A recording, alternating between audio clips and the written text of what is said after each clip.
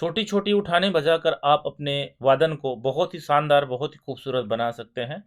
और मैं जो आपको उठान बता रहा हूँ, ये सारी प्रोफेशनल उठान है जिनको आप फिल्मी गानों में, भजन कीर्तन में सुनते हैं।